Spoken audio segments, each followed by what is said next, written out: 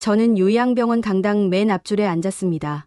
남편이 그 무대 앞에 누워있는 건 아니지만 매주 여기서 밥을 나르다 보니 환한 조명이 켜질 때 마음이 먼저 서 있죠. 사회자가 가족의 날을 알리며 환하게 인사했습니다. 저는 도시락통에 뚜껑을 맞잡고 숨을 고렸습니다. 조금 뒤 은서가 들어왔습니다. 재난대응센터에서 밤을 새우다 온 얼굴인데도 단정했어요. 지연은 복도 끝에서 손을 흔들었습니다.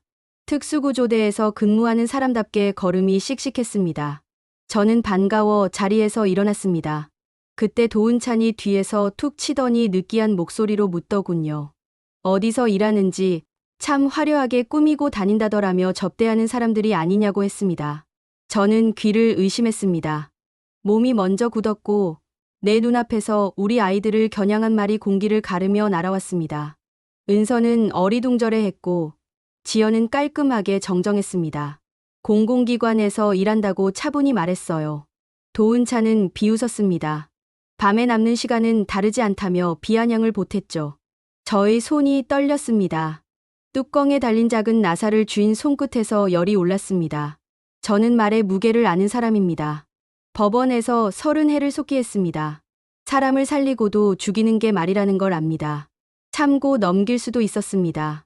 그러나 그 순간 은서의 고개가 살짝 숙어지고 지연의 어금니가 굳어지는 게 보였습니다. 저는 조용히 말했다고 기억합니다. 도은찬, 그 입은 내가 책임질 수 있겠니? 그는 대수롭지 않다는 듯 고개를 젓고 돌아섰습니다. 강당은 다시 음악을 틀었고 행사는 이어졌습니다. 하지만 저는 음악 소리보다 은서의 숨 가쁜 호흡을 더 또렷하게 들었습니다. 남편이 처음 중환자실에 누웠던 날을 떠올렸습니다. 그날도 간호사들의 말이 칼처럼 뼈를 스쳤죠. 저는 마음을 다잡았습니다. 오늘은 체면을 세우고 물러나되 내일부터는 다르게 움직이자고요. 말은 흘려보내지 말자고 다짐했습니다. 실수처럼 보이는 모욕 뒤에는 늘 습관과 이익이 숨어 있습니다. 저는 도시락통을 닫고 은서와 지연의 손을 꼭 잡았습니다. 괜찮다고 했습니다. 하지만 속으로는 이미 저교를 준비했죠. 말보다 정확한 기록으로 그날의 공기를 붙잡아 두겠다고 다짐했습니다. 숨은 고요했지만 마음은 분명했습니다. 시작은 모욕이었고 끝은 책임이어야 합니다. 행사 다음 날 밤, 배식실 뒷문에서 낮은 신음 소리가 들렸습니다. 저는 발걸음을 멈추고 귀를 기울였죠. 탁자에 놓인 물통이 미세하게 떨렸습니다. 하진이 벽을 짚고 서 있었습니다. 사회복무요원 하진은 늘 웃는 얼굴이었는데 입가에 피가 말라붙어 있더군요. 저는 물을 건넸습니다. 어디서 넘어졌는지 묻자 하진은 괜찮다고 했습니다. 대답이 빠르고 어긋나 있었습니다. 저는 팔을 거쳤습니다. 옆구리엔 손자국 같은 멍이 여러 겹 겹쳐 있었죠. 그 모양은 잘 압니다. 한 번에 난 멍이 아닙니다. 일정한 시간 간격으로 반복된 압박의 흔적입니다. 저는 더 묻지 않았습니다. 대신 배식차 아래 떨어진 사진 한 장을 주었습니다. 환자와 가족이 함께 찍은 사진이었습니다. 뒷면에는 금액과 날짜가 적혀 있었죠. 저는 속으로 일정표를 짰습니다. 하진과 같은 시간을 통과한 사람들이 더 있을 겁니다. 저는 밤 근무자에게 따뜻한 죽을 부탁하고 하진을 앉혔습니다. 하진은 낮은 목소리로 털어놓았습니다. 도은찬이 납품 창고에서 교육이라는 이름으로 때리고 돈을 요구한다고 했습니다. 가족 사진을 가져오라고도 했답니다. 저는 숨을 고르고 말했습니다. 내가 잘못한 게 아니다. 책임은 가해자에게 있다. 하진은 고개를 숙였습니다. 저는 주방으로 돌아와 칼집을 내든 마음을 정리했습니다. 모욕은 개인의 수치가 아닙니다. 조직의 안전망이 뚫린 신호죠. 저는 교대표를 확인하며 며칠 전 은서의 어깨가 굳은 모습과 연결했습니다. 말의 칼날이 먼저였고 주먹은 뒤따랐습니다. 그 둘은 항상 짝을 이룹니다. 밤이 깊어 갈수록 복도는 조용했지만 저는 여러 날의 목소리를 한 줄로 엮어보기 시작했습니다. 누구와 누구의 근무가 겹칠 때 소리가 났는지, 어떤 날에 사진이 사라졌는지, 배식차의 바퀴 흔적이 어디까지 이어졌는지 하나씩 짚었습니다. 저는 하진에게 내일 다시 보자고 했습니다. 그리고 집으로 돌아와 오래된 속기 노트를 꺼냈습니다. 빠르게 듣고 정확히 적는 일. 그게 제가 가진 유일한 힘이었죠. 내일부터는 눈과 귀와 손이 동시에 움직여야 합니다. 저는 조용히 연습했습니다. 여백의 작은 선을 그으며 손의 박자를 되찾았습니다. 준비는 이미 시작됐습니다. 다음 날 저는 반찬 가방을 정리하는 척하며 이중 바닥을 만들었습니다. 얇은 판 2장 사이에 작은 녹음 모듈을 끼웠고 배터리 시간을 확인했죠. 오래전 법정에서 사용하던 습관이 자연히 손끝으로 돌아왔습니다. 기계에만 의존하지 않았습니다. 저는 음성의 높낮이, 걸음의 속도, 숨 고르는 텀까지 머릿속에서 별도로 기록했습니다. 배식 동선은 창고를 스치고 복도를 지난 뒤 재활실 앞을 돈다. 이런 식으로 간명하게 줄을 세웠죠. 점심 무렵 도은찬의 목소리가 들렸습니다. 납품표 날짜를 바꾸라고 지시하는 말투였고 손등으로 탁자를 두드리는 소리가 규칙적으로 박혔습니다. 저는 그 리듬을 따라 속기를 했습니다. 끝나고 서인태를 찾아갔습니다. 경로당에서 무료 상담을 하는 사람인데 예전 군법 무관이었다고 들었죠. 저는 녹음 장치의 위치, 보관 방식, 시간 검증을 묻고 또 물었습니다. 서인태는 웃지 않았습니다. 갈무리가 생명이라고 했습니다. 원본과 사본을 나누고 보관자는 분리하고 녹음 일지를 별도로 쓰라고 조언했죠. 또한 익명 진술을 받는 방법과 보호 조치를 설명했습니다. 저는 메모를 빠르게 넘겼습니다. 그날 저녁 배식이 끝나고 창고에 들렀을 때 도은찬의 부하가 장부를 갈아 치우고 있었습니다. 저는 장부 귀퉁이의 펀치 구멍 사이 간격을 봤습니다. 새 장부는 구멍 간격이 미세하게 달랐습니다. 서류철의 순서도 어긋나 있었고요. 저는 아무 말 없이 나왔습니다. 옆 복도에서 간호조무사 한 사람이 눈을 피했습니다. 저는 인사만 하고 지나쳤습니다. 내일 다시 마주치게 되겠죠. 밤에는 속기 노트를 정리했습니다. 대화의 접점, 지시와 실행의 간격, 동선의 겹침을 표로 옮겼습니다. 한 줄이 빠져도 결론이 흔들리지 않게 말과 사물의 증거가 서로를 받치도록 엮었습니다. 기록은 벌써 우리 편이 되고 있었습니다. 저는 손끝에 떨림이 잦아들자 비로소 불을 껐습니다. 내일은 더 깊이 들어가야 한다고 마음속으로 반복했습니다. 저는 일부러 허술한 소문을 흘렸습니다. 창고 열쇠가 자주 바뀌어 불편하다는 말, 납품업체가 감사를 준비한다는 말, 배식표에 오타가 많아 교체가 필요하다는 말, 그런 사소한 것들이죠. 말은 물기를 만났고 도은찬에게로 흘러갔습니다. 오후에 전화가 왔습니다. 도은찬은 짧고 거칠게 말했습니다. 쓸데없는 소리 퍼뜨리면 귀를 닫게 해주겠다 했다가 당장 그만두라고 압박했죠. 저는 담담히 들었습니다. 녹음 모듈은 이미 작동 중이었습니다. 통화 끝자락에서 도은찬이 부원장 한미정의 이름을 불렀습니다. 회수 지시를 맡길 테니 지켜보라고 했죠. 그 한마디로 유착의 얼개가 드러났습니다. 그날 밤 복도에서 간호조무사 이가영이 저를 불러 세웠습니다. 이가영은 소곤거렸습니다. 밤마다 창고 앞에서 서성이던 이유를 털어놓았습니다. 환자 가족에게 받은 물건을 반납하라는 협박을 들었다고 했습니다. 누구에게 받았는지 묻자 이가영은 조심스럽게 이름을 말했습니다. 저는 고개를 끄덕였습니다. 익명 진술서 양식을 내밀자 이가영은 손을 떨며 적어 내려갔습니다. 저는 손등 위에 내 손을 포개고 말했다고 기억합니다.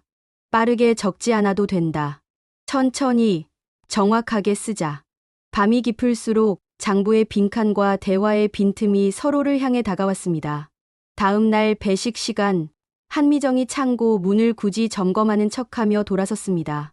저는 주머니 속 속기 노트를 무릎으로 밀어 올렸습니다. 한미정의 힐굽이 바닥에 닿을 때마다 일정한 박자가 찍혔죠.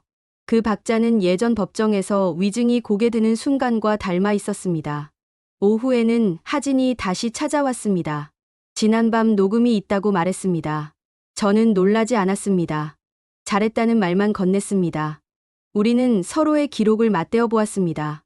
시간이 겹쳤고 목소리가 이어졌습니다. 저는 확신했습니다. 덫은 이미 닫혔습니다. 균열은 안쪽에서 벌어지고 있었고 이제는 문을 열 차례였습니다. 저는 서인태에게 연락했습니다. 합동조사를 요청할 준비가 됐다고 말했죠. 서인태는 내일이다 했다가 명확한 절차를 다시 한번 설명했습니다. 저는 그 절차를 그대로 밟았습니다. 숨은 길 대신 정면을 택했습니다. 무릎이 가벼웠고 등은 곧았습니다. 오전 공개 면담이 열렸습니다. 병원은 형식적인 자리라며 짧게 끝내자고 했습니다. 저는 손을 들었습니다. 저는 법원 속기사로 30해를 살았습니다 하고 먼저 밝혔습니다. 강당이 순간 조용해졌습니다. 저는 천천히 말을 이었습니다. 오늘 드리는 말씀은 제 감정이 아니라 기록입니다. 시간표와 이름, 금액과 동선이 적힌 서류를 테이블에 펼쳤습니다. 환자 가족 몇 분이 눈을 치켜떴습니다. 저는 부탁했습니다. 목격한 것을 용기 내 적어달라고요. 은서는 뒤쪽에서 안내를 했습니다. 피해자 보호 절차와 상담 연락처를 또박또박 설명했죠. 지연은 병원 안전 규정 위반 사례를 사례별로 정리해 보여줬습니다. 야간 순찰 부재, 창고 잠금 미비, 비상벨 점검 누락 같은 것들입니다. 한미정의 얼굴이 굳어졌습니다. 도은차는 뒤에서 팔짱을 끼고 웃었습니다. 저는 그 웃음의 박자를 머릿속에 옮겼습니다. 그 박자 뒤에는 늘 급한 발소리가 따라오죠. 면담이 끝나갈 무렵 저는 다시 말했습니다. 저는 오늘 이름을 적었습니다. 제 이름과 여러분 이름, 그리고 저지른 사람들의 이름입니다. 책임은 이름에서 시작합니다. 서인태가 제 옆에 서서 서류 봉투를 정리했습니다. 합동조사 요청서가 맨 위에 올라갔습니다. 한미정은 그 봉투를 보는 순간 시선을 돌렸습니다. 저는 그 작은 회피를 놓치지 않았습니다. 방 안의 공기가 바뀌었습니다. 누군가는 눈을 피했고 누군가는 의자에서 몸을 일으켰습니다. 문이 열릴 때 바깥에 바람이 쓸고 들어왔습니다. 저는 가볍게 숨을 들이켰습니다. 이제 기록은 테이블 위를 떠나 제도 속으로 들어갈 준비를 마쳤습니다. 마음속에서 오래 누르고 있던 체면의 빗장도 풀려 있었어요. 저는 내내 조용히 말했지만 제 말은 흔들리지 않았습니다.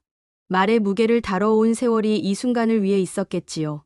다음 날 오전 차가운 공기가 병원 앞 주차장을 채웠습니다. 지자체 조사팀 차량, 보건소 차량, 경찰 차량이 차례로 들어왔습니다. 저는 서인태와 함께 서류 상자를 들고 입구에 섰습니다. 조사관들은 번갈아 인사하고 바로 동선을 나눴습니다. 한 팀은 납품 창고로, 한 팀은 사무실로, 한 팀은 서버실로 갔습니다. 저는 서버실로 따라갔습니다. 복구 프로그램이 돌아가는 소리와 함께 멈춰있던 날짜의 영상이 하나둘 살아났습니다. 화면 속에서 밤마다 창고 앞을 서성이는 도은찬의 그림자가 보였습니다. 조사관이 시간을 묻자 저는 속기 노트를 펼쳐 정확한 시각을 짚었습니다. 창고에서는 장부 원본과 대체 장부가 동시에 나왔습니다. 펀치 구멍 간격의 차이, 종이 결의 두께, 도장 3개 흐림이 증거로 정리됐습니다. 사무실에서는 회수 지시가 담긴 문자와 통화 목록이 확인됐습니다. 그 목록에는 한미정의 이름이 반복되어 있었습니다. 조사관은 피해자 보호 조치를 먼저 시행했습니다. 하진이 별도 공간으로 옮겨졌고 간호조무사 이가영의 익명 진술서가 공식 접수됐습니다. 오후가 되자 도은찬이 급히 병원에 들어왔습니다. 낯빛이 상기돼 있었죠. 복도에서 마주치자 도은찬은 저를 노려봤습니다. 저는 짧게 인사했습니다. 이제는 말 대신 문서가 대답할 차례라 했습니다. 조사관이 도은찬을 불렀고 곧바로 사무실 문이 닫혔습니다. 한미정은 고개를 숙인 채 전화만 붙잡고 있었습니다. 서버실의 화면은 계속 돌아갔습니다. 저는 숨을 고르고 창문 밖으로 눈을 돌렸습니다. 구름이 느리게 흐르고 있었고 주차장 바닥의 그림자가 길게 늘어졌습니다. 하루가 이렇게 길 수 있구나 싶었습니다. 하지만 길수록 명확해지는 것도 있습니다.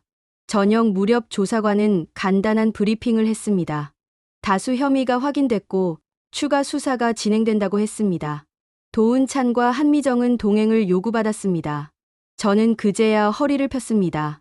사람들이 숨을 내쉬었고 복도를 지나던 환자 가족이 제 손을 잡았습니다. 고맙다고 했습니다. 저는 말했다고 기억합니다. 기록이 한 일입니다. 저는 배식실로 내려가 마지막 죽을 데웠습니다.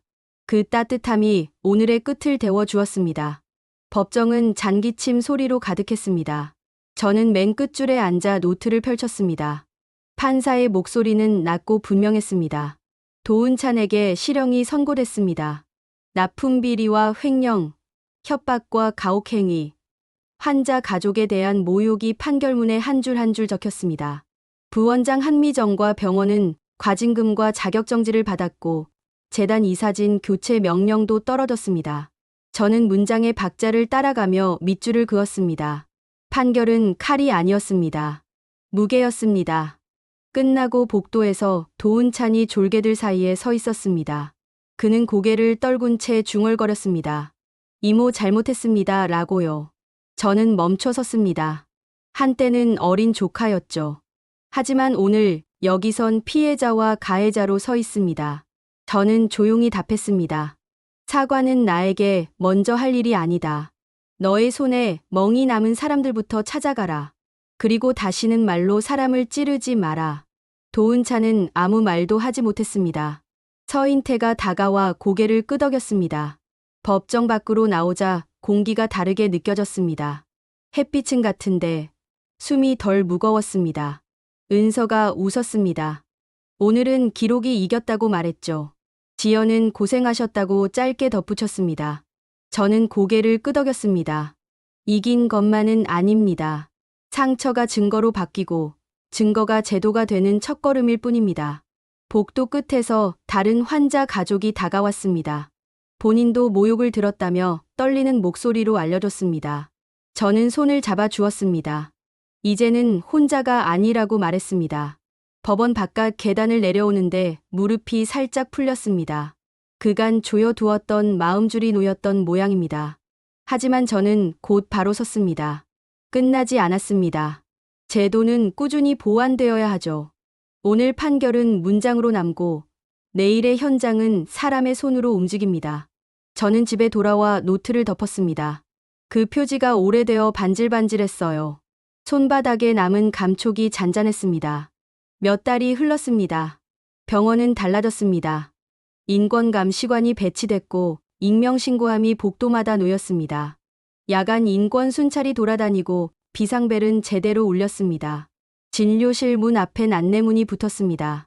모욕과 폭력은 즉시 조치된다고요. 변화는 병원에만 머물지 않았습니다. 인근 요양시설들이 같은 절차를 도입했습니다. 저는 매주 반찬을 나누며 작은 강의를 시작했습니다. 제목은 한 그릇의 정의로 정했습니다.